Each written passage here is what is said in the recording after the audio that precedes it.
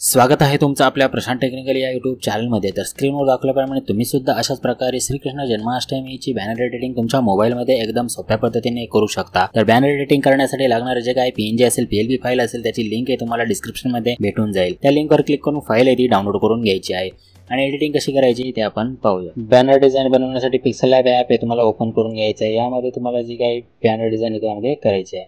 करण्यासाठी तुम्हाला आपल्याला पहिल्यांदा एक बॅकग्राऊंड इथे ॲड करून घ्यायचा आहे। बॅकग्राऊंड ॲड करण्यासाठी तुम्ही जे फाईलमध्ये तुम्हाला जे फाईल आहे त्या फोल्डरमध्ये सगळं तुम्हाला बीएनजी मटेरियल तसंच पीएलबी फाईल आहे ती दिलेली आहे। PLB file equal to editable आहे। त्याचबरोबर आपण अजून एक पीएनजीचं मटेरियलचा एक व्हिडिओ येतो ते बनवलं, त्याचा यूज करून तुम्ही सुद्धा बॅनर एडिटिंग ते बनवू शकता। तर बॅनर एडिटिंग करण्यासाठी तुम्हाला वरती 3 डॉट ते त्याच्यावर क्लिक करायचं आहे। यूज इमेज फ्रॉम गॅलरीवर क्लिक करायचं आहे। तर पहिल्यांदा आपल्याला इमेज साईज आहे ती सेट करून घ्यायची। इमेज साईज सेट करण्यासाठी इथं इमेज साईजवर क्लिक करायचं आहे। इथं जे काय असेल कस्टम 1280 असेल तुम्हाला इथं क्लिक बॅक करून इथं 4000 करून घ्यायची आहे। त्याचबरोबर इथं हाईट आहे जी असेल ती सुद्धा इथून बॅक स्पेस करायची आणि 4000 करून घ्यायची आहे अशा प्रकारे आणि त्याला ओके करायचं आहे। हा जो काही टेक्स्ट असेल तो टेक्स्ट तुम्हाला इथं डिलीट करून टाकायचा आहे, ओके करायचं। तर याच्यावरून बॅकग्राऊंड ॲड करण्यासाठी वरती 3 डॉटवर क्लिक करा, यूज इमेज फ्रॉम गॅलरीवर क्लिक करा। तुम्ही जिथे ते फोल्डर एक्सट्रॅक्ट केलेलं आहे त्या फोल्डरमध्ये जी काय पीएनजी मटेरियल दिलेलं आहे त्यामध्ये अशा प्रकारचे बॅकग्राऊंड आहे ते ॲड करायचं, त्याला ओके करा, राईट करा। बॅकग्राऊंड ॲड झाल्यानंतर तुम्हाला आता पीएनजी ॲड करायचे आहेत। फक्त तुम्ही बॅकग्राऊंड येतो इथून ॲड करू शकता आणि जे काय सर्व जेवढे याच्यात पीएनजी ॲड करायचे आहेत तर तुम्हाला इथं प्लसवर चिन्हावर क्लिक करायचे आहे, फ्रॉम गॅलरीवर क्लिक करायचं आहे आणि इथं तुमचे जे काय आपण पीएनजी दिलेले आहेत त्या एक एक करून तुम्ही अशा प्रकारे ॲड करून घ्यायचे आहे। तर ॲड केल्यानंतर इथं राईट क्लिक करायचं आहे, फक्त त्याची जी काय साईज असेल ती अशा प्रकारे तुम्ही वाढवून घेऊ शकता। प्लस परत क्लिक करायचं आहे, फ्रॉम गॅलरीवर क्लिक करायचं आहे। एवढे आपण पीएनजी दिलेले आहेत तुम्ही अशाच प्रकारे ॲड करून घेऊ शकता। राईट क्लिक करायचं आहे, ज्या काही पीएनजी दिलेल्या आहेत त्या तुम्हाला सर्व एकदम आपण रेडी पीएनजी दिलेल्या आहेत। तर याचीच आपण जी पीएलपी फाईल आहे ती एकदम तुम्हाला एडिटेबल दिलेले आहेत, त्यामध्ये तुम्ही सर्व जे काही एडिटिंग आहे ती करू शकता। जसे पीएचडी फाईल एडिटिंग करू शकता तशी तुम्ही पीएलपी फाईल आहे ती सुद्धा एडिटिंग करून घेऊ शकता। तर अशाच प्रकारे तुम्हाला हे सर्व पीएनजी ते एक एक अशा प्रकारे ॲड करून घ्यायचे आहेत।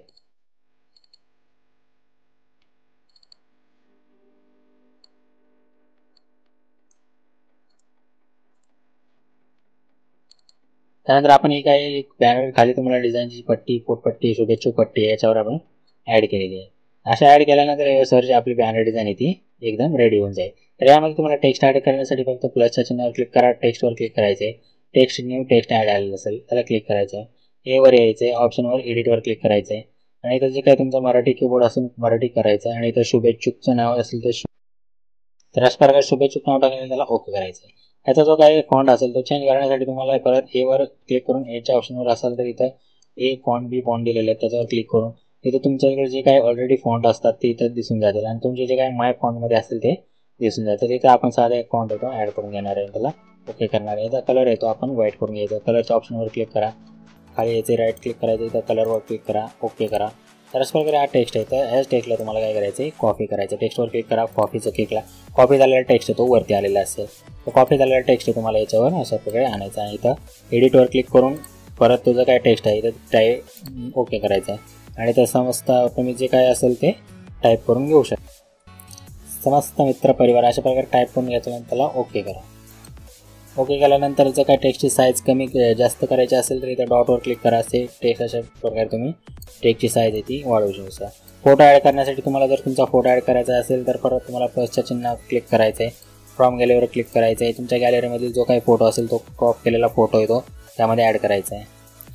तर अशा प्रकारे क्रॉप केलेला फोटो सिलेक्ट करून अशा प्रकारे राईट क्लिक करून त्याला फोटो येतो ॲड करण्यास साईज कमी करण्यासाठी इथं कमी जास्त करू शकता आणि अशा प्रकारे साईज कमी केल्यानंतर इथं फोटो येतो एका साईडला अशा प्रकारे ॲड करून घेऊ शकता।